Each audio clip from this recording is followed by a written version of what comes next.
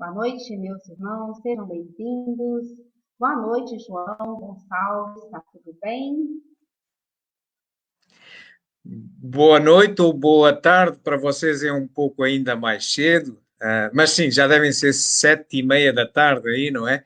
Aqui é um pouco mais tarde, aqui já são 10h30 da noite, mas é uma noite muito agradável, muito em particular pela tua companhia, Maria Inês, e seguramente pela companhia dos nossos telespectadores que vejo que se já vão juntando. É um prazer estar de novo aqui convosco. Bem-aja. Nós que agradecemos a sua presença. Então, meus irmãos, mais uma noite de aprendizado com o nosso irmão, amigo João Gonçalves. Ele é um escritor, é palestrante espírita, estudioso, né, das obras de Kardec. Então, João Gonçalves se dedica, né, à divulgação da doutrina espírita. Então, ele tem um canal Espiritismo JG, também no Facebook. Vocês puderem e quiserem acompanhar, né? Depois vocês peguem o link através dessa palestra. Então, meus irmãos, sejam todos bem-vindos. E mais um dia, né, de estudo. Hoje é um tema muito bacana, evidências científicas da existência de Deus. Deus que é a causa primária de todas as coisas. Então, hoje vamos ter muito aprendizado.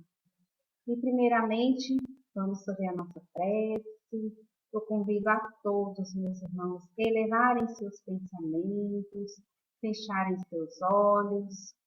Vamos pedir a Jesus a proteção, a espiritualidade amiga que nos acompanha, que esteja conosco em mais uma noite de estudos, em mais uma noite de reflexão da nossa querida doutrina espírita, a doutrina consoladora, a doutrina que alia a fé e a razão, a doutrina que nos traz bastante conhecimentos e também nos traz o acalento das nossas angústias, das nossas tristezas, porque através dessa doutrina consoladora é que nós entendemos os processos pelos quais passa a humanidade.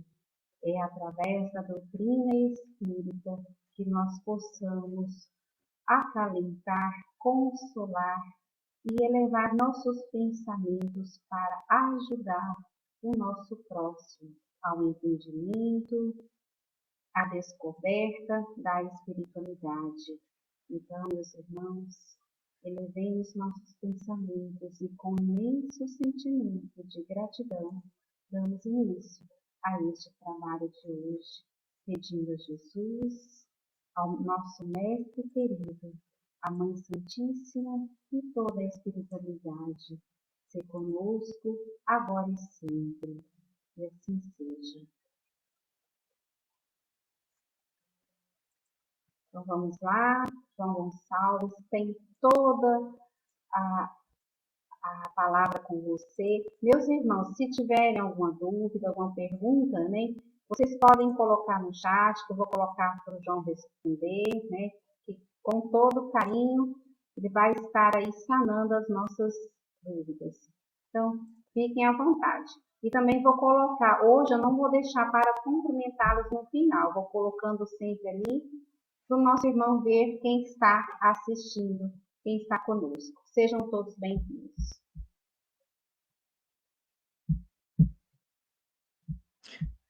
Boa noite, meus amigos. É um prazer estar aqui de novo convosco. Eu pedi à nossa amiga Maria Inês se me podia subir a apresentação, que está aí partilhada, se fizer o favor.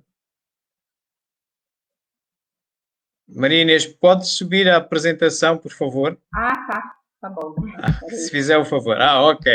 Pronto, isso mesmo. Muito obrigado. Muito obrigado. Queridos amigos, pois o tema que nos propomos hoje tratar é exatamente este, e a Maria Inês já fez o favor de recordar, é evidências científicas de Deus. A Deus realmente nós só podemos chegar filosoficamente, pela razão.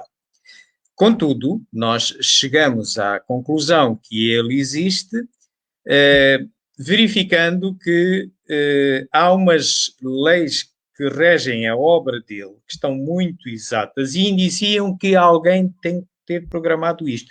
E quando se verifica isso, quando se conseguem ler leis gerais e universais de um determinado fenómeno, aí entramos no domínio da ciência. E iremos tratar isso em seguida. A forma como nós julgamos melhor conduzirmos esta nossa palestra para ser mais fácil de acompanharem, é exatamente como pretendemos descrever com este ecrã que aqui temos. Vamos imaginar que o conhecimento humano é um iceberg. Aquilo que está disponível para nós descobrirmos do universo, da obra divina, é um iceberg. E o iceberg, como todos nós sabemos, normalmente tem uma parte, nós só conseguimos ver a parte que está cá fora, não é? Mas a maior parte, a que está submergida na água, é a maior parte do iceberg.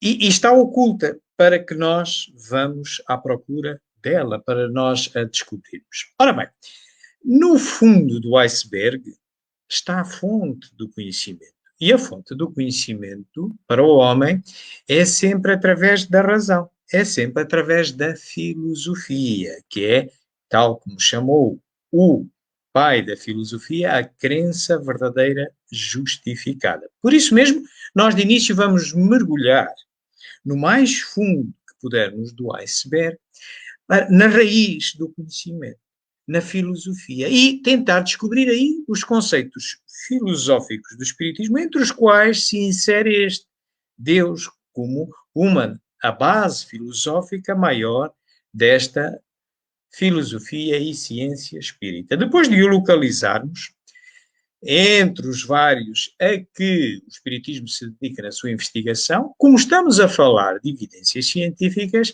vamos então subir um pouco no iceberg do conhecimento e vamos recapitular o método científico. Ver o que é o método científico, já que estamos a falar de evidências científicas, que é o processo pelo qual tem que passar todo o conhecimento humano para que se considere ciência. E vamos recapitular isso. E então, com base no método científico, vamos ver as características de filosofia e de ciência do Espiritismo, que é uma ciência particular, é uma ciência de observação, tal como a definiu Kardec, e então, exercitando o método científico, vamos então construir uma hipótese de trabalho da existência de Deus, desse ser causa primeira, esse ser maior, soberanamente inteligente, causa primeira de tudo. E então, a partir daí, vamos subir um pouco mais a linha d'água e vamos olhar para a capacidade que tem a probabilidade matemática. É porque uma das hipóteses possíveis que muita gente aventa para aquilo que não sabe explicar, dizem que é a sorte ou o azar. Isso, bom, chama-se hoje probabilidade matemática. Mas isso tem a potência que tem. Às vezes até as pessoas dizem o nada, mas o nada só pode criar o nada. Bom, mas vamos ver o que é que a probabilidade matemática nos oferece. Os jogos de sorte e de azar, todos de alguma forma já foram jogando algum jogo desses. E vamos ver se realmente a probabilidade matemática era capaz de ser responsável por tamanha exatidão que a gente vai observar na maior parte das obras que nos é dado observar neste universo. A partir daí, estaremos em condições de dispensar uma das hipóteses que tem sido muito aventada da existência daquilo que nós não sabemos explicar. E então depois vamos passar-nos aqui para dentro, subir um pouco mais e olhar então para evidências e, com base na nossa argumentação da hipótese da existência de um Deus, de uma causa primeira, um Deus único, todo soberano, olhar para evidências que todos os dias nós reparamos da obra de Deus no nosso universo. Vamos socorrer-nos, inclusivamente, de um livro muito interessante, que eu vos aconselho a ler, de Cressy Morrison, que foi presidente da Academia de Ciências de Nova Iorque, já é falecido, mas escreveu um livro muito interessante que tem o título de 7 razões para um cientista crer em Deus. E vamos ver 7 evidências que nos rodeiam todos os dias, a ver como aquilo está tudo certo. Que responde, não pode responder à sorte e ao azar. Não pode, não é possível, não responde ao acaso. Mas vamos ver isso. E vamos, com a nossa razão, ver se, afinal, o que tem que ser e que a nossa razão nos aponta é que exista uma causa primeira de tudo, que é exatamente Deus. E assim subiremos ao mais alto do iceberg e estou apostado em comprovar, com a explicação que tentarei dar, que realmente Deus tem que existir, é a melhor explicação possível para toda aquela fenomenologia que nós não sabemos explicar. Vamos, pois, começar a mergulhar no fundo do iceberg. No fundo do iceberg, como vos disse, nós encontramos as bases filosóficas do Espiritismo.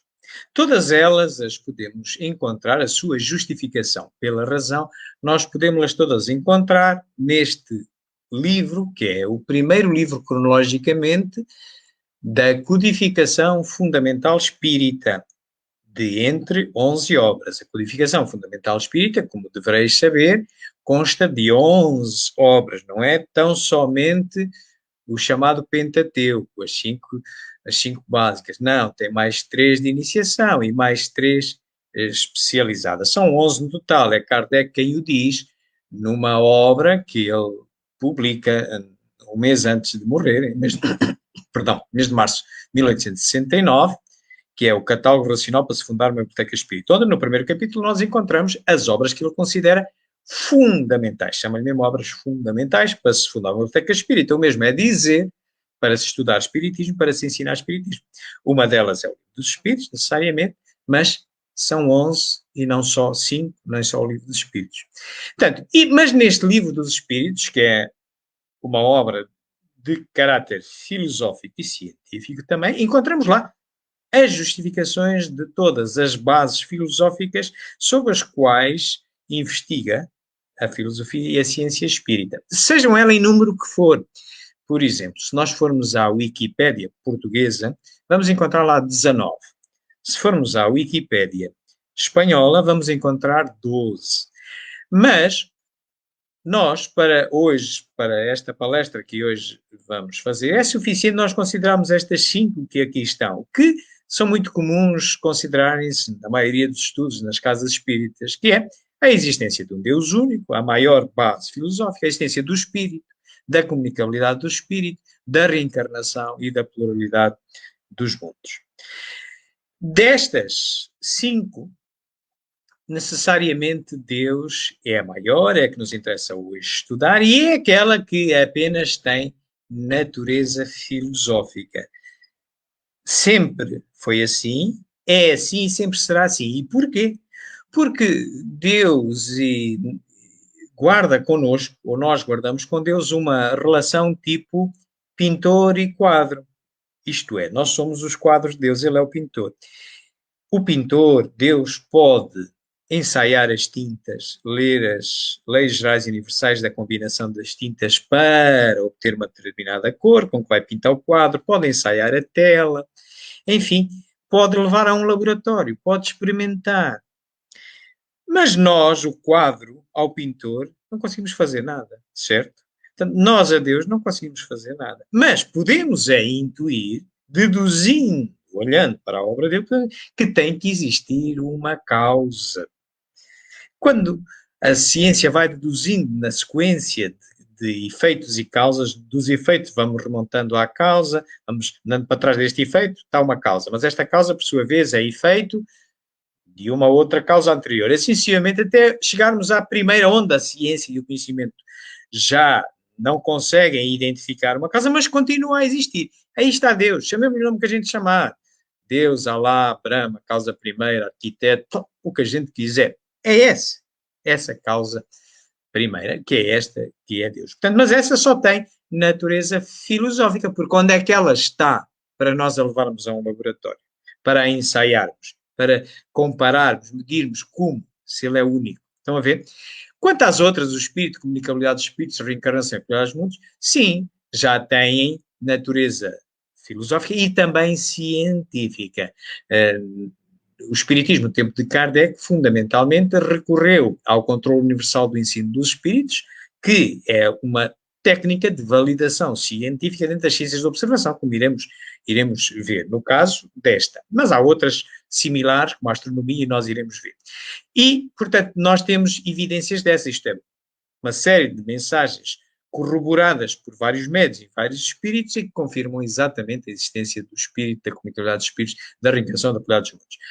Mas nós hoje vamos estudar a de Deus e então vamos ver o que é isso, o que é esta base. Como vos disse, e pelas justificações que apresentamos, ela só tem natureza filosófica. Mas vamos ver um pequeno resumo que nos vai mostrar isso melhor.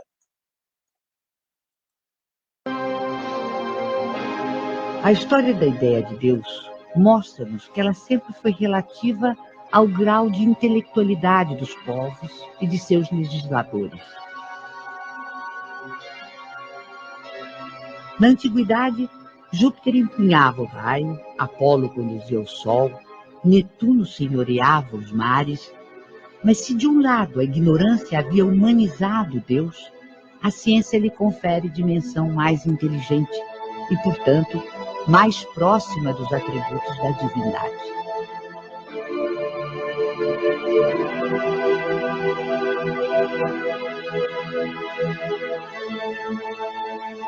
Racionalmente, não é possível admitir um efeito sem causa. Olhando o universo imenso, a ordem e harmonia a que obedece a marcha dos mundos inumeráveis, olhando ainda os seres da natureza, o reino vegetal e os minerais, com suas admiráveis variedades,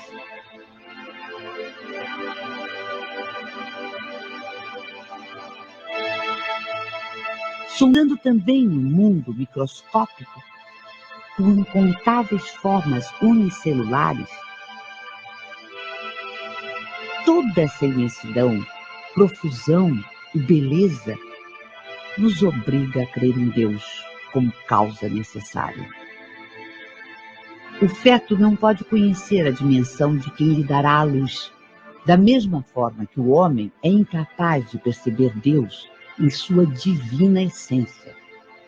Mesmo depois da morte, dispondo de faculdades perceptivas menos materiais, não pode ainda o espírito imperfeito perceber totalmente a natureza divina. Como recém-nascido, precisará crescer e evoluir para aos poucos adquirir entendimento. Queridos amigos, aqui está a percepção que nós temos de Deus. Só conseguimos intuir que ele tem que existir por esta obra a quem não conseguimos atribuir uma autoria que não seja a ele. Mas, claro, tal como o bebê que está no ventre da mãe, que nem se apercebe que a mãe existe, mas alguém o pôs ali. Mas ela existe, mas ele só está dentro do útero e só vê aquilo, até que depois, mais tarde, ele vai crescendo, nasce, sai cá para fora e começa a poder ver a mãe. Assim estamos nós, mas nós estamos digamos, ainda no útero, ainda estamos na gestação, ainda não conseguimos perceber a Deus. E falta-nos conhecimento ainda, mas já podemos deduzir que ele tem que existir, porque de onde é que nós viemos? De onde é que veio tudo isto? Que não é obra do homem. Ora, então estaremos agora em condições de termos localizado Deus e dentro das outras bases filosóficas a que se dedica a investigação filosófica e científica do Espiritismo, como queremos fazer uma análise científica da existência desta base, nada melhor do que subirmos agora então um pouco no iceberg e recapitularmos o que é o método científico. Tal como vos fui dizendo, o método científico é uma sequência de passos através dos quais tem que passar todo o conhecimento humano, e que todo ele nasce filosófico, todo ele nasce pela razão, para que seja considerada ciência. Então, nós quando observamos um determinado fenómeno e vamos à procura da sua explicação, da sua causa, o segundo passo que nós vamos seguir é fazer perguntas para o caracterizar melhor, para percebermos o que é. E então levantamos uma ou várias hipóteses. Pequeno, tesis, justificação. Hipótese. Primeira hipótese, pequena justificação. Neste momento, nestes 3 primeiros passos do método científico, está apenas a ser utilizada a razão. O mesmo é dizer, estamos a filosofar. O que é a filosofia? Como há pouco vos recordei, Platão, o pai da filosofia, definia a filosofia como a crença verdadeira justificada. Portanto, nós temos a crença que Deus existe, mas temos que justificar porquê. Porque há aqui obras que nós não conseguimos atribuir à mão do homem ou uma mão conhecida. Então, uma das possibilidades é que seja Deus. Mas há quem diga que possa ser o acaso ou que possa ser a probabilidade matemática. Vamos olhar, vamos considerar, para o nosso estudo, vamos considerar que é Deus ou é, por exemplo, a probabilidade matemática ou acaso. Já iremos ver. Bom, mas depois de termos as várias hipóteses levantadas, então entramos na subfase do método científico que realmente tem a natureza científica propriamente dita, que é, vamos sujeitar estas hipóteses que temos à experimentação, a ensaiá-la, a ver se elas dão cabal resposta aos fenómenos que elas procuram justificar, comparar umas com as outras, ser pressão, tirar conclusões, escrever documentação, mas seguir sempre descobrindo, isto é, destas hipóteses todas, nós vemos qual é aquela que melhor responde àquela observação, à justificação daquele fenómeno, a leis é que o rege, e as outras vamos deitando fora.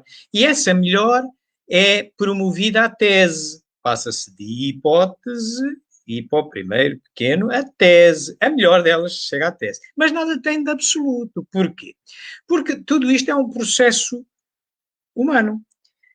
Qualquer filosofia e qualquer ciência, e por atacado o espiritismo, que é uma filosofia e uma ciência produzida por mentes humanas em vários estados de adiantamento e em várias dimensões, uns desencarnados e outros encarnados, ela não é perfeita, não pode ser perfeita. Só Deus é que é perfeito.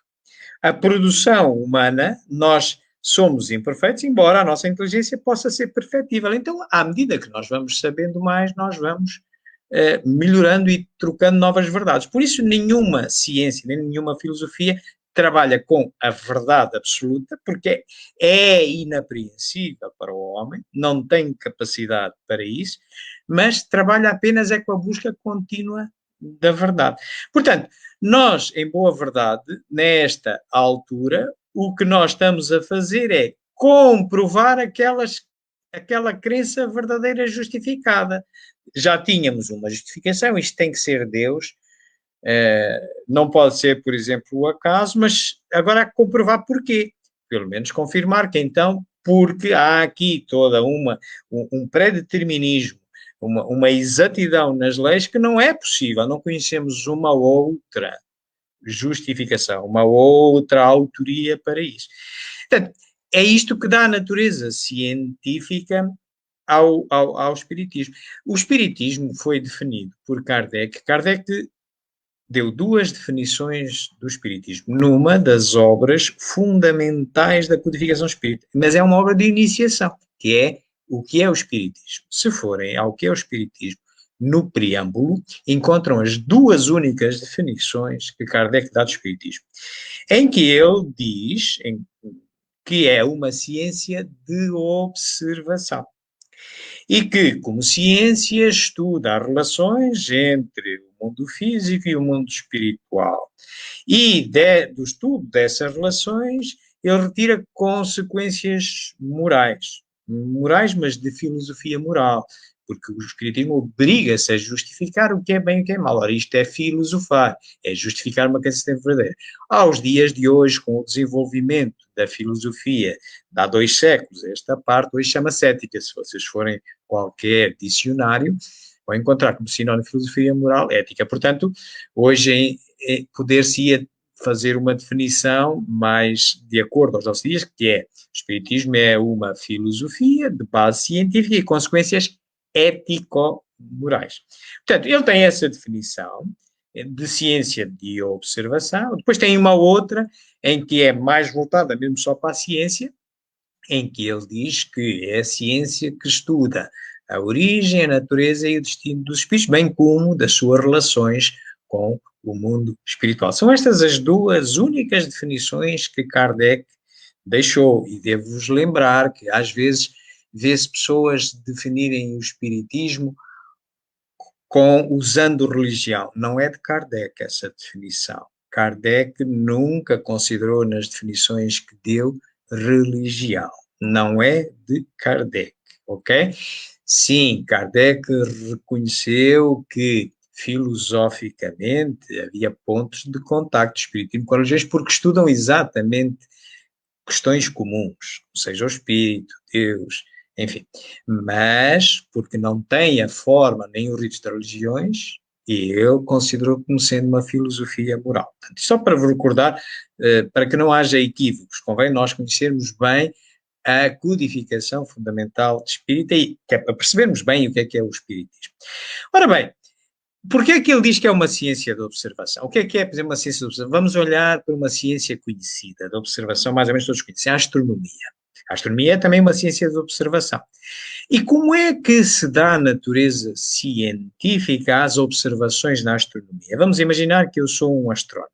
E vamos imaginar que esta noite eu olho para o céu estrelado lá fora e vejo um ponto branco que eu acho que eu nunca tinha visto, e acho que é novo, acho que nunca ninguém tinha visto, é uma coisa nova.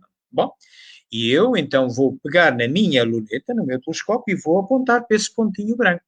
E vou anotar as coordenadas dele, vou anotar as características dele, se tem atmosfera, se não tem, de que cor é, que indicia determinados gases, etc. E isto não tem, esta primeira observação não tem valor científico. Não quer dizer que seja mentira. Não, é verdade. É a minha observação. Tem o valor da minha opinião. Tem o valor da minha verdade. Tão só. Para que passe a ter validade científica esta observação, torna-se necessário que eu publique estas coordenadas e as minhas observações, o que é que eu vi, é um planeta com esta cor, parece que tem uma atmosfera e tal, não sei o que mais. E todo e qualquer astrónomo ao redor da Terra possa, então, apontar também a sua luneta para lá e confirmar aquilo, ou não, aquilo que eu observei. Se confirmar, e quantos mais confirmarem exatamente aquilo que eu observei, maior validade científica tem a minha observação. Ora, no Espiritismo passa-se o mesmo. Qual é que é, afinal, a luneta do Espiritismo? É a luneta mediúnica. É através do médium. Então, quando nós, no Espiritismo, recebemos uma primeira mensagem de um espírito através do médium, não tem valor científico. Não quer dizer que seja mentira. Não. Tem só o valor da verdade daquele espírito. A opinião tal tem o mesmo valor que a minha primeira observação daquele planeta. Mais nada. Para ter validade científica, obriga-se agora a que nós mudemos de luneta mediúnica, façamos como sendo outro astrónomo, muda de médium, e agora vai tentar evocar aquele mesmo espírito através deste médium. A ver se dele disse a mesma coisa, que não seja o médium ali a meter animismo, ok?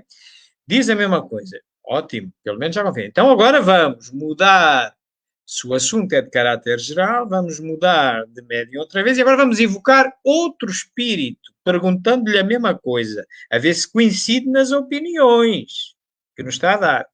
E, por fim, ainda devemos mudar de local da casa espírita, porque pode haver influências obsessivas numa determinada casa espírita e, noutro sítio qualquer, tornar a evocar os mesmos espíritos. Se todos coincidirem, chama-se a isto o controlo universal do ensino dos espíritos, que foi o método experimental que Kardec utilizou no laboratório científico para conferir credibilidade científica às observações, tal como a astronomia, como ciência da observação também, que é. Portanto, e é aqui que aparece a natureza científica do espiritismo, que é uma ciência particular de observação, não é uma ciência como é a química ou a física, vamos para um laboratório, tubos de ensaio, porque falha-nos coisas para nós, vamos ter, falha-nos o outro mundo, o mundo espiritual, a gente não consegue tocar nele. Recolhemos informações de quem está do lado lá e que nos vai dizendo, se a gente confirmar, está tudo certo. Ora bem, é isto a natureza científica do espiritismo. Mas, claro, como nós estamos dependentes de informações que nos chegam de mentes, embora mais avançadas, espíritos mais avançados que nós ou não, outros até inferiores a nós, mas tudo é produzido por mentes de seres humanos em vários estados de adiantamento, então, por muito avançados que sejam, amanhã, como toda a gente progride, amanhã podem haver maiores justificações. E então, também, nós temos que ir mudando de verdade. Ora bem, nós no Espiritismo temos essas naturezas claramente. Reparai, por exemplo, indo aqui a esta obra fundamental, básica do Espiritismo, da mesma natureza que o Livro dos Espíritos, que é o Evangelho segundo o Espiritismo, se nós formos ao capítulo 19, que tem por título A Fé Transporta Montanhas. Se formos ao parágrafo 7, lá vem dito uma frase que muitos de vocês conhecem, que é: fé inabalável é tão somente aquela que pode fazer frente à razão em qualquer idade da humanidade. Soa-vos isto à filosofia? À justificação da crença que se tem por verdadeira? Pois a mim soa.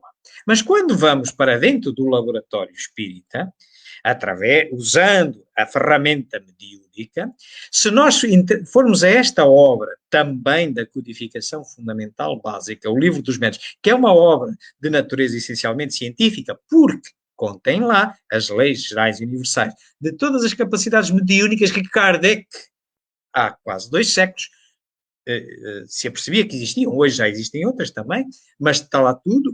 E se nós formos à segunda parte, que é dedicada às manifestações espíritas, no capítulo 20 da influência moral dos médiuns, tem o item 230, onde está um ditado, um dito de um espírito elevado de nome Erasto, que diz assim: melhor é repelir 10 verdades do que crer numa mentira ou teoria errónea. Soa-vos isto à pressão que o cientista espírita tem que exercer sobre as várias hipóteses, as várias opiniões que recolheu de justificação de determinada dúvida que está a perguntar aos espíritos, como qualquer outro cientista tem que exercer sobre as hipóteses que levantou? Pois a mim soa.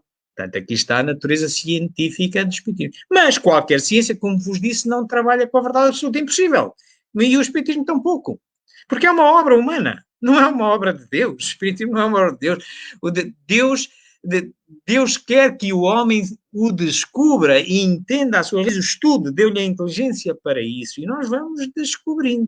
E então Kardec, exatamente reconhecendo isto, se nós formos a esta obra, a Gênese, outra obra da codificação fundamental, básica do Espiritismo, na sua primeira parte, que se dedica exatamente à Gênese, no seu primeiro capítulo da primeira parte, que tem o caráter da revelação espírita, se formos ao parágrafo 55, vemos lá este ditado, que muitos também já terão ouvido, que é: o Espiritismo como ciência vai ao lado das outras. Se em algum momento uma melhor verdade se revelar, seja pela investigação própria do Espiritismo, que não é nenhuma filosofia nem ciência desencarnada, não desencarnou com Kardec, não foi para o frigorífico, para a geladeira, não existia no tempo de Kardec. Continua hoje e nós somos responsáveis por continuar a desenvolvê-la. Portanto, se alguma verdade melhor se revelar, seja pela investigação espírita, seja por outra qualquer ciência, o espiritismo a aceitará. Cá está a natureza científica do espiritismo. Bom, vamos, pois, então, olhar aqui para uma hipótese da existência de Deus.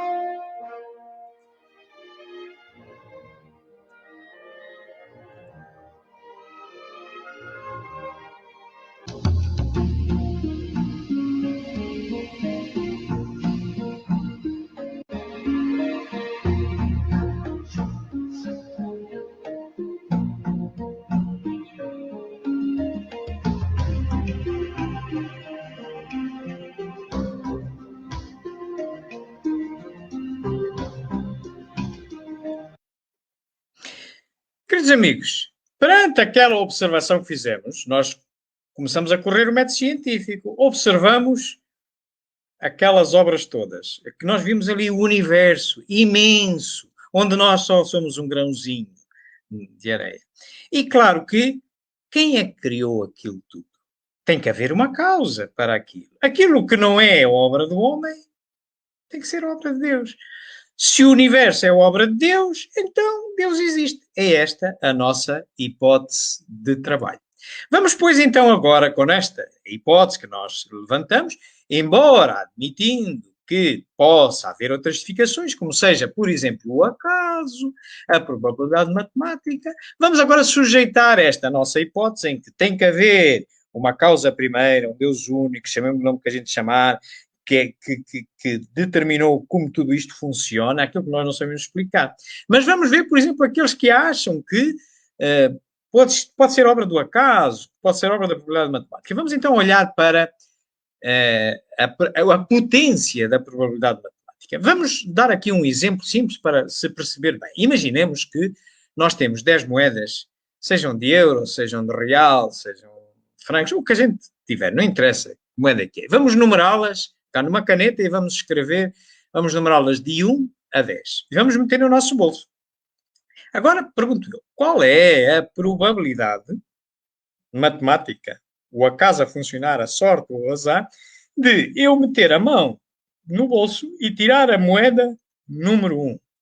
Bom, uma em cada 10 vezes. Não há garantia nenhuma de sair à primeira vez. Portanto, pode sair à primeira, à segunda, à terceira. Bem, sairá pelo menos à última, para aqueles mais azarados. Quer dizer, o acaso, a probabilidade matemática, só garante em 10 possibilidades uma de cada vez. Não está sempre ali certo. Bem, mas vamos ainda agora ver mais. Imaginemos que metíamos outra vez a moeda no bolso e agora qual seria a probabilidade de meter a moeda no bolso, tirar a 1 e logo a seguir tirar a 2? Bom, a coisa já fica mais complicada. Já só uma em cada 100 vezes isso pode acontecer. Ok? Portanto, é a mesma coisa que acertar duas variáveis num determinado valor, saírem sempre as duas variáveis naquele valor. Não, só uma em cada 100 vezes. Ok? Bom, e se forem 3, tirar 1, 2 e 3 seguidas? Olha, já uma em 1000. Bom, e se for uma até 10 seguidinhas? Olha, dá este número só uma em 1 bilhão de vezes. Mas isto ainda não é muito impressionante. Reparem, quanto tempo leva a nós metermos a mão ao bolso e ir tirando a moeda? Vamos imaginar que demora 3 segundos. Ora, quanto tempo nós gastaríamos para conseguir que nos saísse uma em 1 milhão de vezes? Quanto tempo é 1 milhão de vezes vezes 3 segundos? Olha, meus amigos, são 951 anos, sendo a 3 segundos cada tentativa. Pois é, meus amigos, não iam esgotar esta vida e outra, e outra, e outra, e não iam conseguir. Ok? Portanto, estão a ver a potência do acaso? É esta. Então vejamos isto melhor, de outra maneira ainda. Some people say that human existence is a result of a roll of the cosmic dice. Like the gambler who stakes his life savings on the next throw, we just got lucky in the lottery of life. Some people say there's no purpose in the universe, no grand plan, no God behind it all. Our numbers just came up and here we are. But I don't believe them, and nor should you. If I roll this dice, the chances of getting a 6 is 1 in 6. That's not too bad. But what are the chances of me rolling 6 twice in a row? Well, the odds get longer. It's 1 in 6 times by 1 in 6. That's 1 in 36. So I'd have to be pretty lucky to get 2 6s in a row. Now, every time I add the chances of rolling another 6 in a row, the odds go up exponentially, and it gets even more unlikely. Now, what if I rolled this dice 70 times, and every single time I got a 6? Oh, that's pretty unlikely, but it's possible, right? Well, in fact, the chances of rolling a 6 70 times in a row are around 1 in 10 to the 55.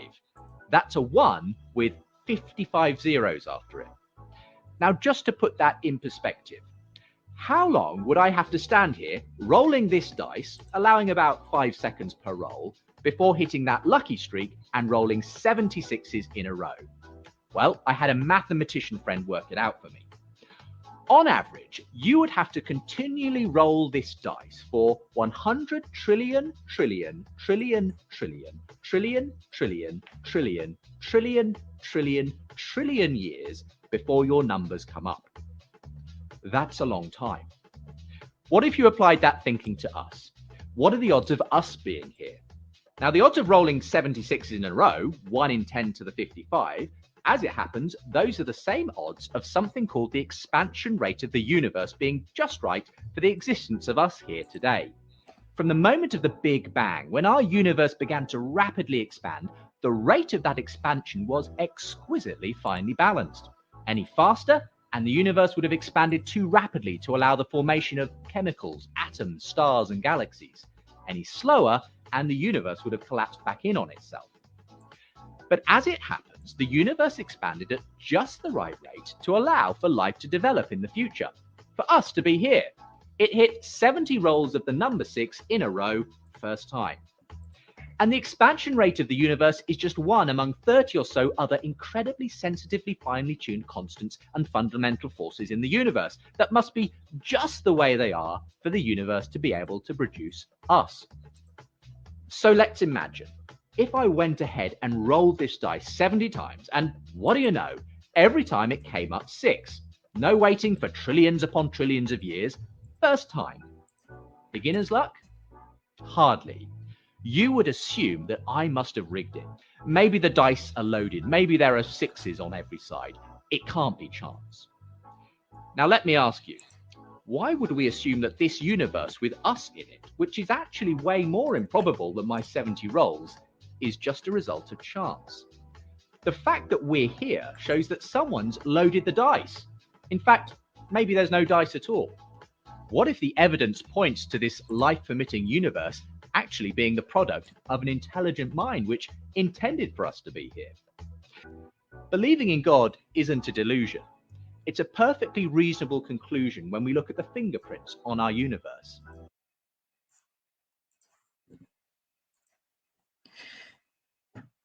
Queridos amigos, como é que é possível que tudo isto esteja assim, desta forma tão certa? Nós vimos o jogo das 10 moedas, mas a coisa é muito mais complicada. Nós vimos que, afinal, o universo tem muito mais do que 10 variáveis e que todos os dias elas estão exatamente certinhas. Não andamos aqui a jogar às sortes. Quem é que mantém isto sempre dentro daqueles valores para que seja possível a nossa vida? Somos naturalmente, naturalmente um ser perfeito, um ser que criou tudo isto. Eu pedi à nossa amiga Maria Inês que me pusesse o ecrã, por favor. Maria Inês, por favor, podes pôr o ecrã?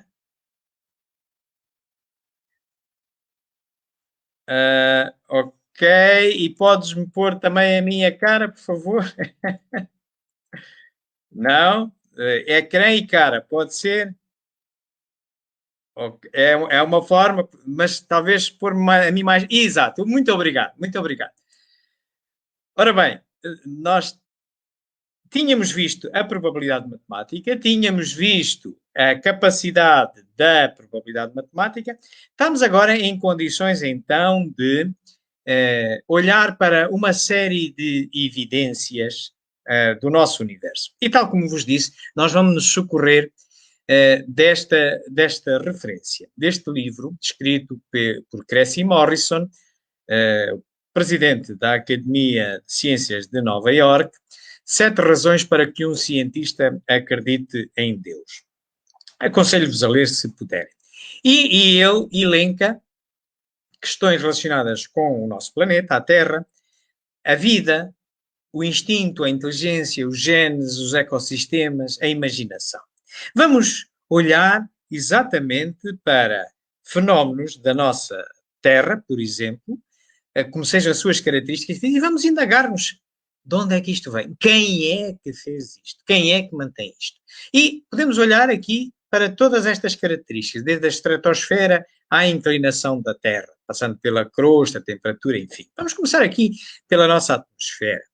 Nós temos, a nossa atmosfera é composta de troposfera até aos 15 km, depois até aos 50 a estratosfera, e aí por dentro vai ficando os gases mais rarefeitos, e a partir de 100 km não há gases, já estamos no espaço, é considerado no espaço. Ora bem, é porque nós temos exatamente esta almofada dos gases mais densos até aos 50 km de altitude, que a maior parte dos meteoritos, ao entrar pela atmosfera, se desfazem. E ela está sempre ali a 50 km.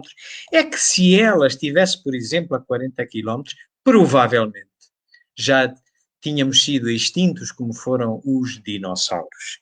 Quem é que mantém a estratosfera, esta almofada, sempre aos 50 km? Eu não sou, acho que vocês também não são. Deve ser uma causa primeira. Mas se nós formos olhar para a crosta da Terra tem uma determinada espessura. Mas vamos imaginar que nós conseguíamos acrescentar 3 metros, apenas 3 metros ao redor de toda a Terra à crosta. Sabem o que é que ia suceder? A vida ia acabar. Sabem porquê? Porque estes 3 metros de matéria de terra iam ocupar, o volume que iam ocupar, iam roubar à troposfera, onde estão estes gases mais densos, o oxigênio, etc., que nós precisamos para a respiração, iam ocupar esse espaço, nós íamos começar a ter dificuldades em respirar e íamos morrer.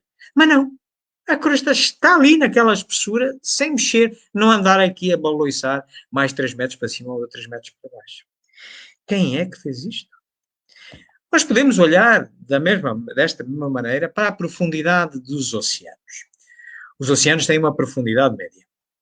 Mas imaginemos que era possível nós agora fazermos variar essa profundidade e então torná-los 3 metros mais fundo.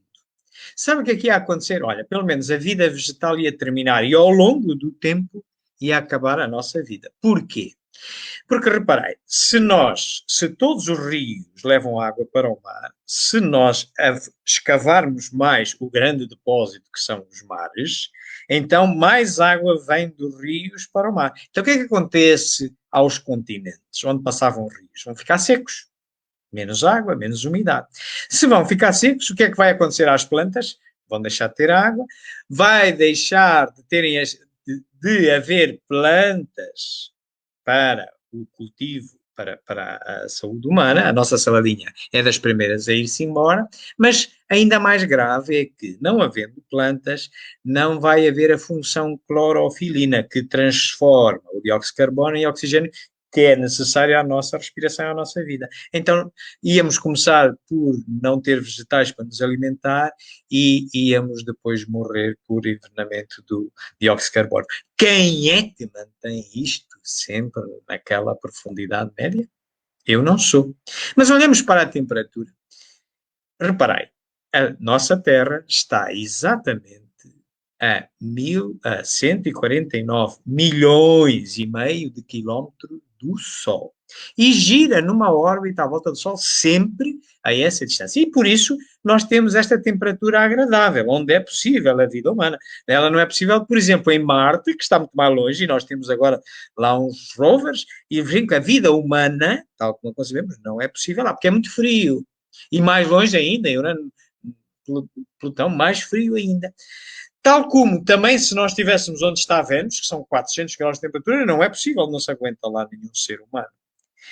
Quem é que garante que a nossa Terra, a nossa casa, está sempre a esta distância do Sol? Eu também não sou. Mas alguém é, porque ela não foge de lá e todos os dias está lá certa. Não é um dia sim e outro dia não. Mas olhemos também para a rotação da Terra. Nós não nos apercebemos, mas nós estamos todos a girar à mesma velocidade, e é uma velocidade elevadíssima, nós é que não damos conta, estamos a girar a 1600 km por hora, nada mais, nada menos. Mas não nos apercebemos porque estamos todos, relativamente aos outros, com uma mesma velocidade, é como se estivéssemos parados. Mas, por causa dessa velocidade, por exemplo, quem vive no Equador, o que é que acontece no Equador? Há 12 horas de dia, 12 horas de sol e 12 horas de noite, ok? E nas zonas temperadas, aqui para Portugal, depende, consoante a estação do ano, os dias são maiores ou menores, e no hemisfério sul é a mesma coisa. Mas andam à volta destes valores, ok?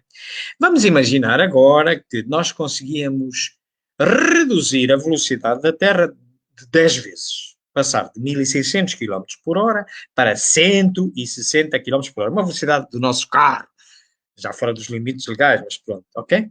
O que é que ia acontecer à duração dos dias e das noites no Equador?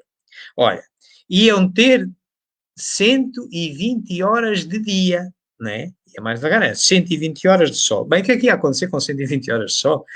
Ia aquecer forte. E depois, a gente não dormia, durante aquelas 120 horas, sol sempre a bater, ia nos desequilibrar todos os nossos sonhos. Bom, e ia se calhar queimar-nos. 120 horas a levar com o sol em cima. Bem, mas aqueles que ainda sobrevivessem a 120 horas de sol tórrido, o que é que ia acontecer a seguir? Iam entrar na noite outras 120 horas. Bom, a partir das 12 horas da noite ia cada vez a ficar mais frio, iam enregelar. E então aqueles que não tinham morrido estorricados iam morrer enregelados e a vida não seria possível. Quem é que mantém a Terra a girar a esta velocidade sempre certinha? Tem que ser uma causa, chamemos-lhe o que a gente quiser chamar. Mas olhemos, por exemplo, para a inclinação da Terra. A Terra não está, o eixo de rotação da Terra não está exatamente a 0 graus, está a 23 graus, está inclinada. E ela, à medida que vai girando, vai fazendo isto. E vai dando origem às estações do ano nas zonas temperadas. Não se sente no Equador, mas sim nas zonas temperadas. É porque se estivesse a 0 graus, o que é que ia acontecer? Os raios solares iam embater entre os trópicos, iam aquecer de tal maneira os gases da atmosfera que eles iam deslocar-se para os polos. E aí iam arrefecer e iam criar calotes de gelo, que ali estão. Ora, então iam impossibilitar a vida acima portanto, destas zonas, para estas zonas temperadas. Por exemplo, aqui de Portugal para cima era gelo. Mas nós não só temos gelo, calotes polares, mesmo nos polos. Porquê? Porque está inclinado 23 graus. E então, à medida que vai rodando, verão, inverno, e é possível vivermos nas zonas temperadas. Quem é que fez isto?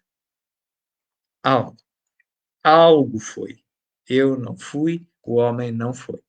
Mas se não nos bastassem isso, nós podemos olhar, por exemplo, para a vida. Reparem, se eu vos pedisse uma definição de vida, bom, as pessoas, cada uma ia encontrar a sua definição. Aqueles que são mais, gostam, por exemplo, da biologia, são mais materialistas, iam achar que era uma fatalidade biológica. Ok. Outros, aqueles que gostam mais da literatura, das artes, eram capazes de achar que era um passeio encantado pelo país da fantasia. E não há definição única, meus amigos. Cada um de vocês pense numa definição da vida. Não vão encontrar. Que coisa maravilhosa é esta? Nós não conseguimos estar de acordo do que é. Mas vivemos, não é? Desfrutamos dela. Bom, alguém a criou, não foi? Olhemos, mas se quisermos definir a vida, nós não sabemos o que ela é. Mas pronto, vamos tendo uma ideia. O que já verificou é que ela decorre da luz e do protoplasma, a matéria mais elementar dos seres unicelulares, e quando incide a luz, os fotões de luz, o que é que acontece a esses seres unicelulares? Eles vão-se partindo, vai-se dando a cisciparidade. E um parte-se em dois, e dois partem-se em quatro. É este o fenómeno da vida, observado biologicamente. Mas reparai, por exemplo, se nós tivermos um pão, imaginemos que temos um pão que tem 100 calorias, e eu divido convosco metade para vocês, metade para mim. 50 calorias para mim, 50 calorias para vocês. Ok? Mas, se agora vocês quiserem dividir o vosso pão com outro, já é 25, 25. E eu, 25, 25. Mas o que é que acontece aqui na vida? É que cada célula leva toda a energia. Isto é, a primeira célula divide-se em duas, mas aquelas duas valem 100, 100, 100. São 2 pães, não é meio pão. É um pão dá origem a 2 pães. Aqueles 2 pães dão origem cada um a outros, mais 2, mais 2, mais 4. Estão a ver? De onde é que vem isto? Nós fôssemos dividir as coisas, o pão, íamos dividir a energia. Não, e aquilo vai multiplicando exatamente igual. Que coisa maravilhosa é esta, não é verdade? Quem é que fez isto? Alguém foi. Um ente foi. Mas vamos olhar também uma característica da vida. Para aqueles que gostam de plantas, ou que têm uma horta, uma fazenda, imaginai tentarem plantar uma rosa no vosso quintal, na vossa fazenda, no vosso jardim. O que é que a gente faz para plantar uma rosa? Bom, a gente pega uma rosa, uma semente, pomos na terra, juntamos-lhe adubo. Quem trabalha na agricultura, o que é que às vezes utiliza como adubo? Utiliza os excrementos dos animais, que cheiram mal, não é verdade? Mas fazem bem, faz crescer ali a rosa, rega, põe água, e o que é que a vida nos vai devolver deste trabalho que podia ser mal cheiroso, o mau cheiro dos excrementos? Vai-nos dar uma flor perfumada, a cheirar bem, mais o fruto, mais açúcar, mais madeira. Que maravilha! O homem consegue fazer isto? Não consegue. Mas existe. Então tem que ter uma causa. E olhamos ainda para uma outra característica da vida. Olhai para qualquer planta, qualquer do vosso jardim. Vocês não encontram 2 folhas iguais, com desenho igual na mesma planta e na outra planta lá. Não é. Não existe no mundo todo, nos trilhões de folhas que existem. Não existem 2 iguais. Que escultor é este que não repete nenhuma das suas obras? Nós, mais facilmente, era fazermos cópia umas das outras. Mas não. Toda e qualquer folha é diferente da anterior, mesmo na mesma planta. Que escultor único que é a vida. Quem é que fez isto? Mas olhemos para outra questão. Olhemos para o instinto, o princípio inteligente que o Espiritismo reconhece no seu primeiro estadio, é o instinto, depois há a inteligência. O instinto, o que é isto? O instinto é o princípio inteligente no seu estadio mais baixo. Tem uma espécie de automatismo. É isto que anima os animais. Por exemplo, o salmão. O salmão é um peixe que nasce no rio. Mas ele depois desce o rio e vai fazer a sua vida no mar. E quando chega à idade adulta, ele cria ovos, e o que é que eles fazem? Todos fazem igual. sobe exatamente o mesmo rio até ao sítio onde nasceu e só aí desova. Vai subindo o rio. Já foram feitas experiências quando ele vai a subir o rio e colocou-se o salmão num afluente desse rio. Sabe o que é que aconteceu? Ele reteve a desova, baixou o afluente, meteu-se no rio principal e aqueles que ainda conseguiram chegar ao local onde nasceram, desovaram e foram à vida deles. Aqueles que não conseguiram chegar, não desovaram, morreram com os ovos. Todos os salmões fazem isso. Quem é que programou assim os salmões? Mas quem diz isso? Diz, olha, um passarinho que existe no Brasil, o João de Barro, okay? Que até é um ex-libris da Argentina, por exemplo, está na bandeira da Argentina. O João de Barro, com 6 meses de antecedência, ele determina de onde vai soprar o vento. E então ele constrói o seu ninho para proteger as suas crias do vento. Ele constrói o seu ninho de tal maneira que a boca vai ficar para o lado para onde sopra o vento e não para de onde vem o vento, que é para não entrar o vento por ali e maltratar as crias. Portanto, ele vai pôr para o outro lado. Já viram que meteorologista é este pássaro que com 6 meses de antecedência prevê por onde é que vem soprar o vento? Os nossos meteorologistas, quando nos anunciam a previsão do tempo para amanhã, quantas vezes erram? Só para um dia seguinte. Quem é que fez isto? E todos fazem isto. É como se nós comparássemos isto a uma escala musical com as 7 notas. É como cada um deles, o salmão dava o dó, o outro dava o ré, e todos faziam a mesma coisa, sempre da mesma maneira. Mas reparai, nós temos inteligência, um upgrade, um avanço do princípio inteligente, do instinto. Nós já somos diferentes do salmão. Nós, se estamos para ter um filho, e agora pelas questões da pandemia, a maternidade perto da nossa cidade onde vivemos fechou. Então o que é que nós fazemos? Nós escolhemos logo outra alternativa. E não ficamos bloqueados, não fazemos como o salmão, morremos. Não, que aquela maternidade não está aberta. Não, nós escolhemos outra. Isto é, comparado na escala musical, nós fazemos isto.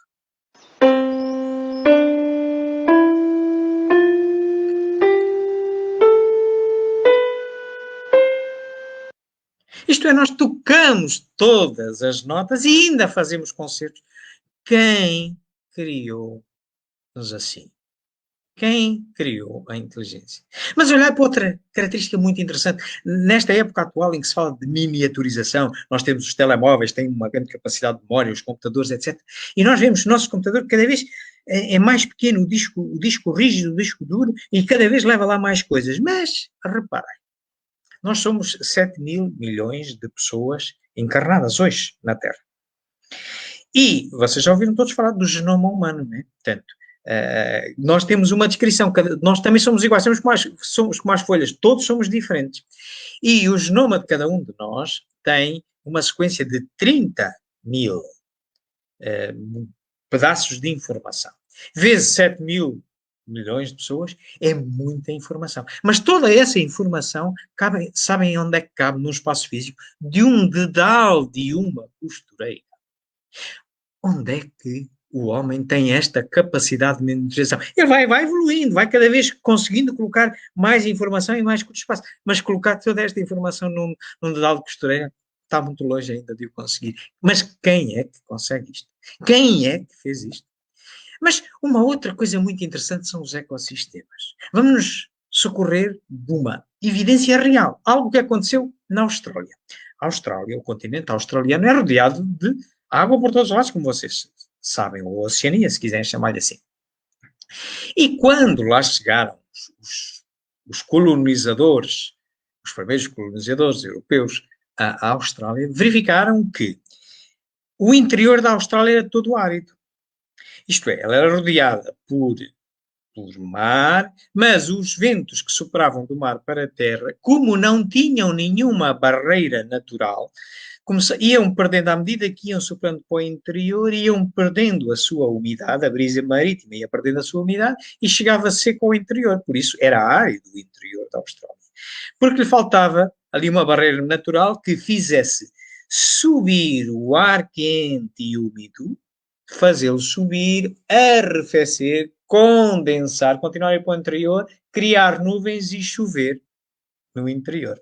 Bom, então reuniram-se os cientistas todos e o que é que foram fazer? Foram importar dos Estados Unidos, do Texas, da zona do Texas, uma palmácia, um cato muito grande, muito alto, assim como este que aqui se vê. E foram criar uma barreira à volta de toda a orla marítima da Austrália. Qual era a ideia? Era que agora a brisa marítima quente e úmida batesse nestes catos, fosse forçada a subir, a arrefecer, continuar a ir para o interior e chover no interior. E claro, começou a resultar. Mas um outro problema surgiu.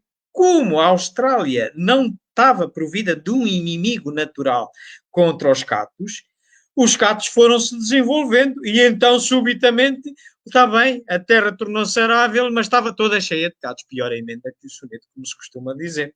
Muito bem. Então foram-se reunir outra vez os cientistas todos. Nós temos que arranjar um adversário dos catos, natural dos catos. Então foram descobrir no Brasil, exatamente no Nordeste brasileiro, um escaravelho que se alimenta destes catos. Bom, importaram os escaravelhos. Bom, os escaravelhos começaram a dar conta daquilo. Só que não tinham inimigos naturais para eles. O que é que aconteceu? Pois voltou outra vez a coisa quase a ficar outra vez árida. Mas não ficou. O homem perdeu a mão, errou de uma maneira, errou de outra, mas ao longo do tempo. E hoje há escaravelhos suficientes para os catos. Entrou em equilíbrio. Quem é que fez equilibrar este ecossistema? Isto chamam os ecossistemas. Qual é a mão? A do homem perdeu o controle. Alguma tem que ser. Mas vejamos por último uma outra coisa maravilhosa, que é a imaginação. Nós já hoje falamos da astronomia. Mas imaginar que, se eu vos disser que a gente olhando para a noite, para o céu estrelado, existem 5.000 pontos observáveis a olho nu, vocês não precisam de ir contar, acreditam. E o que é que estão a fazer? Estão a imaginar. Isto é, e são 2.500 aqui no hemisfério norte e 2.500 aí no hemisfério sul. Muito bem. Mas, se nós agora pegarmos nos binóculos, onde nós vemos 5.000, já vemos muito mais, já vemos 15.000. Mas não precisamos de ir contar, pois não. Podemos imaginar o que é 15.000. Mas, nesse mesmo sítio onde estão 15.000, se agora observarmos esse mesmo ponto de espaço através do telescópio Hubble, que anda aqui, é um satélite à volta da Terra, 600 km, numa órbita à volta da Terra, vamos ver 1 bilhão de estrelas e pontinhos brancos. Não precisamos ir contar, pois não. Continuamos a poder imaginar este tamanho enorme, ok? Quem é que deu ao homem esta capacidade da imaginação? Meus amigos, posto tudo isto, eu estaria em condições de dizer que o acaso não é capaz de criar isto, a probabilidade matemática não é capaz de criar isto, que Deus tem que existir, chamemos-lhe o nome que a gente quiser, eu vou chamar Deus, e que duvidar da existência de Deus, de um Criador, de uma causa primeira, é negar que todo o efeito tem uma causa e avançar que o nada pode fazer alguma coisa quando o nada só produz o nada. Queridos amigos, era isto o que eu tinha para vocês. Eu, para vos trazer esta palestra, consultei estas obras que vocês aqui veem. Aqui nesta linha de cima temos 3 das obras fundamentais espíritas. Aqui por baixo vem, por exemplo, este livro, 7 razões para um cientista acreditar em Deus, de Cressy Morrison. O Universo Elegante é um livro de física quântica muito giro, de Brian Greene, que nos mostra, se nós estivermos a ver coisas no mundo macro, no mundo grande, este mostra-nos no mundo pequeno, onde já se sabe que há lá mais 7 dimensões a somar às 4 que nós vemos aqui, comprimento, largura, altura e tempo, e há universos paralelos, o ser quântico que nos mostra exatamente isto do acesso a outras dimensões. Onde é que estão os espíritos? Tem que estar noutras dimensões. E é através da inteligência espiritual, da glândula pineal também. Este livro de sistemas vivos, que nos mostra a complexidade dos sistemas vivos, mas todos eles funcionam com cerca de 20 elementos que se reproduzem em todos nós próprios, assim somos. As 7 leis do caos, que nos mostra como é que nós pensamos. Nós, quando não sabemos explicar determinada coisa, perdemos a previsibilidade, mas isso só nos mostra que, com mais conhecimento, nós recuperamos a previsibilidade, passamos a saber explicar aquele fenómeno, evoluímos e aquilo que era o caos passou a ser uma ordem conhecida. E isso mesmo vos falo também no meu livro Pensamento Sistémico e Espiritismo, nomeadamente no primeiro capítulo em que falamos da necessidade de pensar e agir sistemicamente e destas questões de que o homem não consegue ver a realidade, é muito complexa e não tem perfeição para ver. Então vê da realidade segundo a sua verdade. E por isso se diz que a verdade é tão só uma versão da realidade. Aqui embaixo tem todos estes links onde podereis encontrar estes filmes que fomos vendo, nós sabemos extratos, mas vocês podem vê-lo na sua totalidade. Esta palestra está a ser transmitida no canal de YouTube do Centro, também depois colocarei no canal de YouTube que eu administro, o Espiritismo JG. Estamos a transmitir também Facebook em direto, aqui do Centro, e também está a ser partilhada na nossa página Espiritismo JG. E agora nós estamos à vossa disposição para responder a qualquer pergunta que possa haver, vermos os vossos comentários, que entanto foram sendo produzidos, mas se houver alguém que não se sinta à vontade para fazer o seu comentário ou a sua pergunta numa rede social, pois também tem à sua disposição este endereço de e-mail, espiritismo.jg@gmail.com, e nós teremos o maior gosto em vos responder com a brevidade possível e com o nosso melhor conhecimento. Era isto que eu tinha para vocês, meus amigos. Estarei agora, pois, à vossa disposição para qualquer questão que nos queiram colocar. Bem-aja, meus amigos.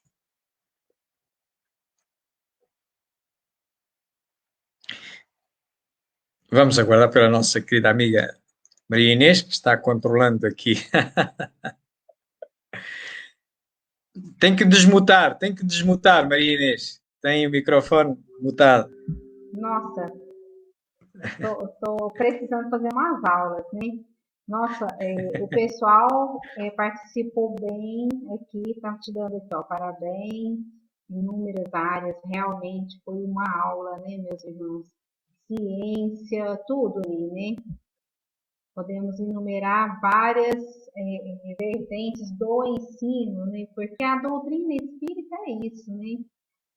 Ela é muito esclarecedora, traz para nós muita cultura, muito entendimento. Então, o pessoal está aqui falando.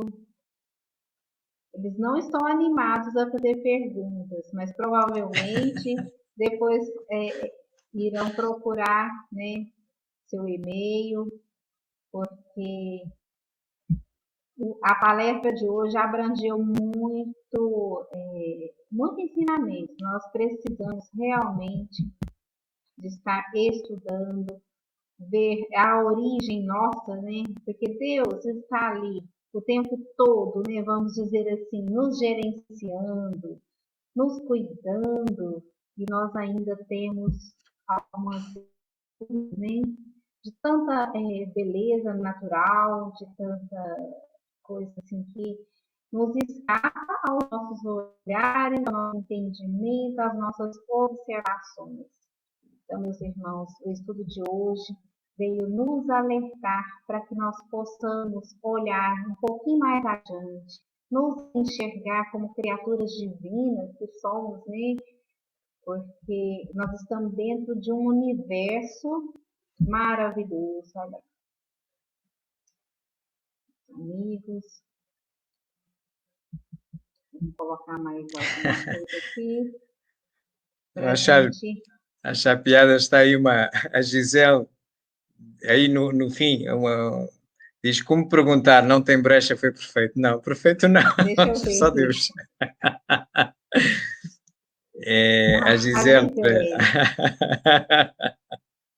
A obra de Deus é perfeita. Nós tentamos perceber, mas a nossa nunca pode ser perfeita. Mas esperamos que possamos ter transmitido esta sensação desta obra que está fora do alcance de qualquer um de nós. Exige uma inteligência e uma perfeição em que faz jogar tudo isto tão certo que não pode, racionalmente não pode haver outra justificação que não seja a existência de uma causa primeira. Chamemos-lhe o nome que a gente quiser chamar. Causa primeira, Deus, Alá, Abraão, o que a gente quiser chamar. Mas tem que existir. Tem que existir. Porque isto está tudo certo. Tem que existir algo que ponha isto tudo certo. Portanto, e o objetivo é exatamente nós racionalizarmos a nossa fé. Tal como Kardec diz no Evangelho segundo o Espiritismo, não é? A fé move montanhas, no capítulo 19, que ele diz, a fé é inabalável, é tão só aquela que pode fazer frente à razão em qualquer momento da humanidade.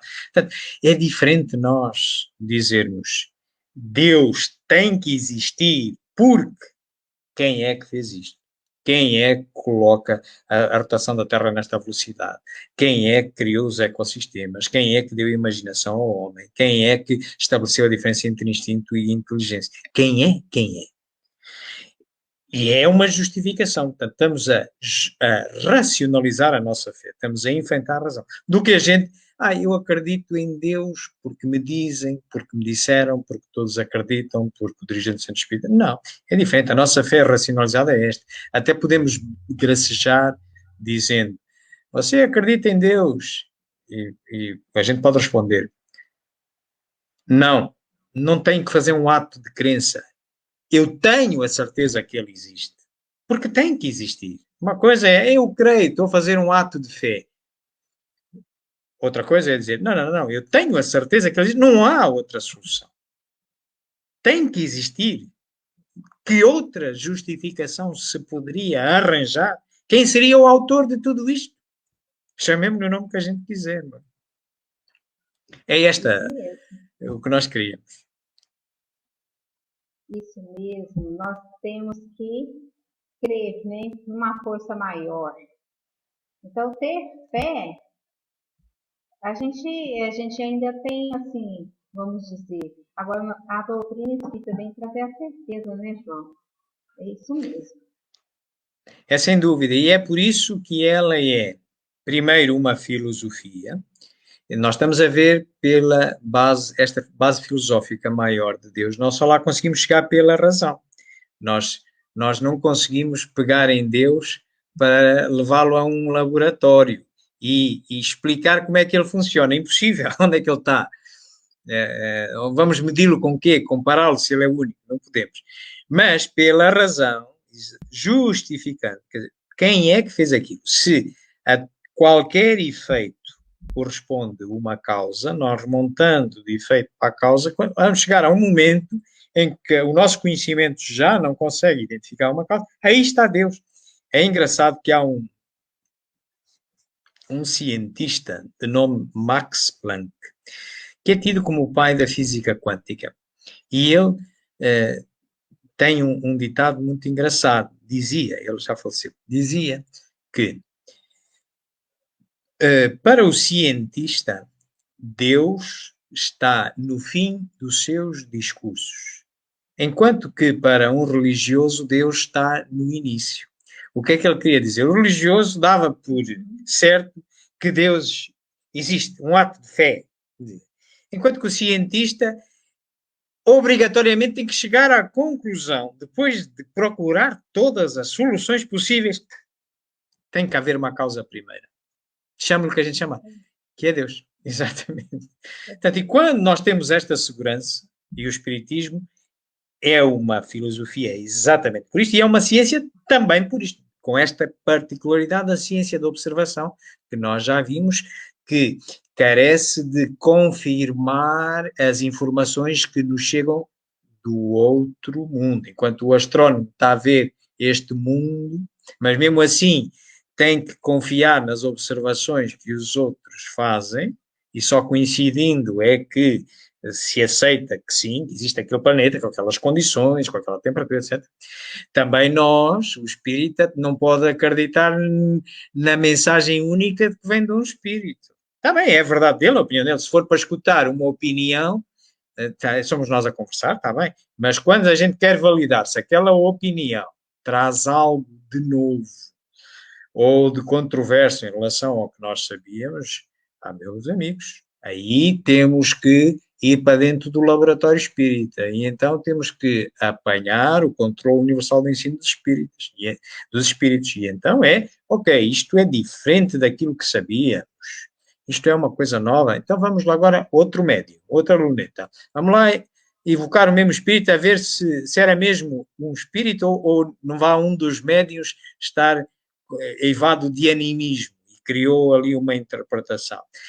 Muito bem, se ainda assim coincidirem, então agora, se é um assunto de caráter geral, tem que ter validade universal. Se é uma coisa nova que nós não conhecíamos, uma orientação moral nova, ok, então agora vamos mudar para outro médium e vamos evocar outro espírito. E vamos perguntar aquilo que tínhamos perguntado ao primeiro, a ver se a resposta vem. Ótimo, se vem, bestial. Mas mesmo assim, adverte Kardec que ainda para se evitar aqueles problemas que vêm no livro dos médios, quando se fala da obsessão, não é? Para se evitar possibilidades de obsessão, por exemplo, dentro de uma casa espírita, então a gente deve ir a outra casa espírita, noutro local, evocar outros espíritos através de outros médiuns, a ver se coincidem sobre a mesma ideia base. Isto é o controle universal do ensino dos espíritos. Foi assim que Kardec construiu a codificação espírita. Por exemplo, o Livro dos Espíritos nasceu, na sua primeira edição, nasceu com 501 perguntas. Hoje, os que estudamos, os que temos, têm 1019, baseadas na 16ª. Kardec reviu todas as suas obras. A mais revista foi a 16ª. E isto é um indício de que é uma filosofia e uma ciência. Porquê? Porque não é obra perfeita. Se era obra perfeita, ficava com as 501 e já estava. Porque é que Kardec foi revê-las 16 vezes? Porque Kardec, tal como qualquer um de nós, à medida que vai estudando mais, à medida que vai olhando outras opiniões, vai melhorando a sua verdade. Por isso ele viu aquilo. Mas mesmo assim, aquilo que ali vem, quer nas 501, quer nas 1019 perguntas, ele fez muito mais perguntas e obteve muitas mais respostas. Aquilo que ali vem é apenas aquelas que passaram neste método, que ele confirmou que todos os espíritos diziam. E mesmo assim, sem nada ter de absoluto, porque com novos conhecimentos pode haver novas interpretações. E nós depois podemos falar, quando viermos a falar, por exemplo, das leis morais, nós podemos falar disso com exemplos práticos de que tudo isto vai evoluindo, porque é uma obra de ser humano, encarnados e desencarnados em vários estados de adiantamento, mas não é perfeita. Não é perfeita porque é produzida por seres imperfeitos, tentando buscar a perfeição de Deus. Nós já vamos marcar, né, João, para a próxima palestra falar sobre esse método. Vamos falar de Kardec. Né? Vamos falar da vida e obra de Kardec. Então, para pessoal, percebermos bem o que ele fez. Okay. Isso. Nós vamos marcar com o João. Então, eu agradeço a todos vocês, agradeço o João. Então, vamos fazer a nossa prece final, pedindo sempre essa proteção de Jesus. Você faria para nós, João, essa prece? Com todo o gosto. Não se recusa um convite desses. Queridos amigos, muito obrigado pelo vosso carinho, muito obrigado pela vossa paciência, pelos vossos comentários lindíssimos. Uma vez mais, muito obrigado também, Maria Inês, e ao Centro Espírita Batuíra, por confiarem em mim. E então agora ia-vos pedir que se unissem a nós numa conversa com Deus, com esta base filosófica que hoje estudamos. E então, elevando o pensamento a esta causa primeira, a Deus, vamos começar por o louvar. Louvar pela sua obra, por esta obra que nós aqui vimos hoje. Uma obra maravilhosa, uma obra que tem uma particularidade tão bonita, que é, nós descobrimos um detalhe hoje, e depois descobrimos que detrás daquele detalhe há uma infinidade ainda de detalhes. Há sempre algo mais para descobrir. E está tudo muito certo. Nós vamos descobrir que está tudo certo. Vamos descobrindo devagar, vamos descobrindo as leis que aquilo fez. É uma obra digna de louvor. Só um ser absolutamente inteligente, um ser único, como é Deus, como causa primeira, eu poderia fazer. Louvado seja Deus por isso. Mas, Senhor, nós queremos também agradecer-te. Agradecer-te exatamente por essa ferramenta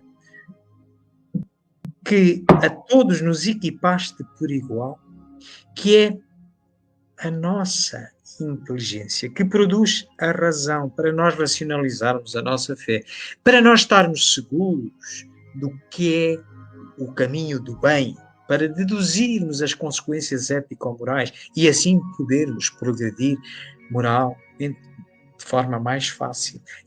Mas é um trabalho que Deus quer que sejamos nós a fazer através do aperfeiçoamento da nossa inteligência. E é um instrumento maravilhoso, como vimos. É um instrumento que toca a escala musical toda e consegue fazer concertos e mais o que virá. Quem criou isto? Obrigado, Senhor, por nos dar esta maravilhosa ferramenta com que podemos descobrir-te pouco a pouco. Mas, Senhor, este trabalho da tua descoberta, mesmo com esta maravilhosa ferramenta, pressupõe trabalho. Pressupõe muitas vezes nós engolirmos o nosso orgulho, por exemplo, quando nos damos conta que alguém nos demonstra, justifica uma melhor verdade. Mas nós estamos apaixonados e seguros daquela que tínhamos. E então temos muita dificuldade.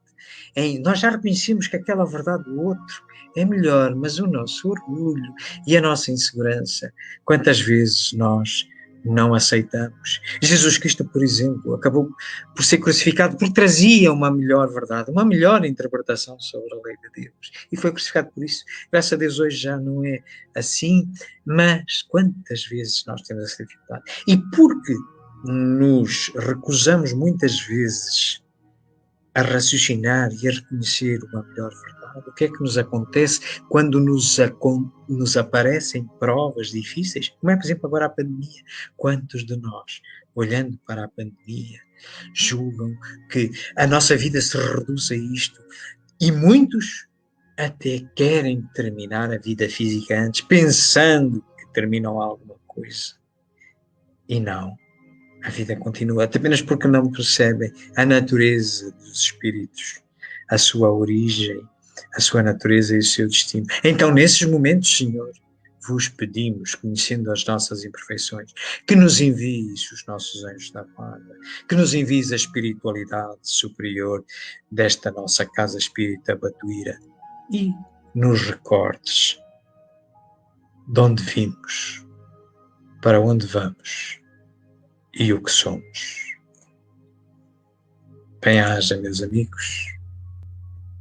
Uma boa noite e muito obrigado uma vez mais. Boa noite. Até na próxima. Que Jesus te abençoe, João. E a ti também, Maria Inês, e a todos. Obrigado.